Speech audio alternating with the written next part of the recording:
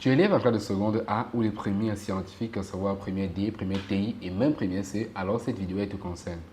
Voici une nouvelle discipline dans ton emploi de temps, à savoir la philosophie. Mais la philosophie, qu'est-ce que c'est? La réponse après les génériques.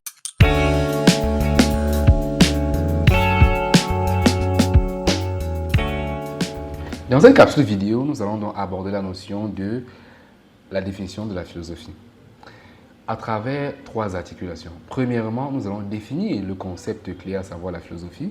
Nous allons présenter les formes de philosophie et enfin les principes liés à cette discipline-là. C'est quoi la philosophie? Présentons d'abord la genèse et bien sûr l'étymologie du concept de philosophie. Étymologiquement, le mot philosophie vient de deux mots grecs, à savoir philien et sophia. Philien qui signifie aimer ou amour. Et maintenant, sophia qui signifie savoir ou sagesse.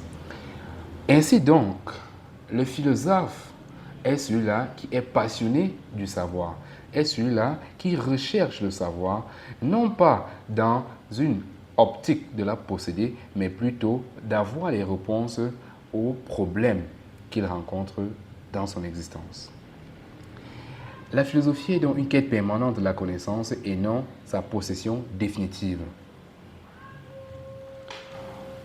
La philosophie se présente comme une réflexion personnelle, libre, rationnelle et même critique, sur trois aspects notamment.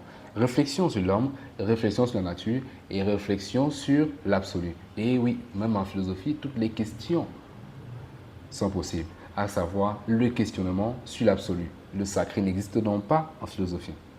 La philosophie s'oppose donc à la religion en ce sens qu'elle bannit ou qu'elle fait barrage au dogme et promeut plutôt la réflexion personnelle et critique.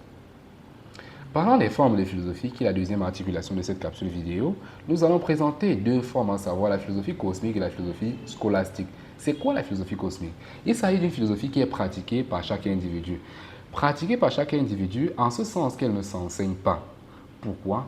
Parce que le bon sens, comme le dit Descartes, est la chose du monde la mieux partagée. Chaque être humain possède le bon sens. Et parce que chaque être humain possède le bon sens, la raison, l'entendement, il a donc la capacité de pouvoir réfléchir, de pouvoir philosopher.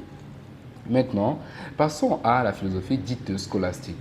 La philosophie scolastique est cette philosophie-là qui s'enseigne. Elle s'acquiert justement dans un cadre formel, comme une salle de classe. Par philosophie scolastique, il faut entendre l'ensemble des pensées des auteurs autour des grandes questions philosophiques.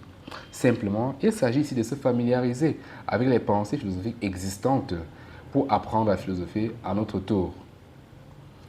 Ce qu'il faut comprendre ici, c'est que justement, philosopher, on ne commence à philosopher que lorsque nous avons une assise solide sur les pensées des philosophes qui nous ont précédés. Les principes qui sous-tendent la philosophie sont les suivants. Premièrement, nous avons la raison. C'est quoi la raison? La raison, c'est une faculté qui fait l'ipséité de l'homme, c'est-à-dire le caractère unique. C'est-à-dire ce qui fait l'humanité de l'homme. Elle permet donc au philosophe de naviguer dans les eaux troubles de la science et trouver la vérité. Son usage impose le rejet de la révélation. La connaissance philosophique, elle est humaine et elle est surtout rationnelle. L'homme pense avec sa raison et rien d'autre. C'est ce qu'on peut appeler le rationalisme que nous aurons l'occasion d'aborder en classe de terminale littéraire. Deuxième principe, la liberté. En philosophie, la réflexion se veut libre et donc exempte de toute contrainte, ni même de ligne de pensée. Qu'est-ce que ça veut dire? Ça veut dire qu'en philosophie, il n'y a pas de contrainte dans la réflexion. On ne réfléchit pas sur un sujet en fonction, notre point de vue sur un sujet ne repose pas nécessairement ou ne dépend pas nécessairement du point de vue d'une tierce personne ou d'un tiers philosophe. Non. La réflexion, elle est libre, elle est personnelle, elle est exempte de toute contrainte. C'est pour cela que Marcien Toa, dans son ouvrage Essai sur la problématique philosophique dans l'Afrique actuelle, va écrire que la liberté est l'un des principes essentiels en philosophie. Dernier principe, la critique. En philosophie, toute information, et c'est là le sens de la critique, toute information doit faire l'objet d'une réflexion approfondie, Mieux, d'une critique sans complaisance. Sans complaisance, ça veut dire sans sentiment. Il s'agit d'une remise en cause pour s'assurer de la véracité ou non d'une information.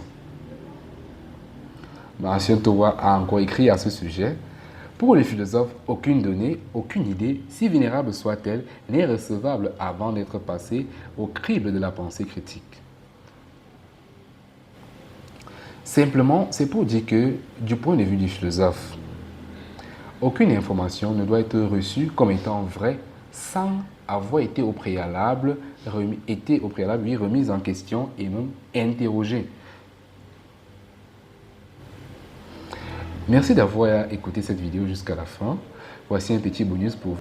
Quelle différence faites-vous entre l'esprit critique et l'esprit décritique?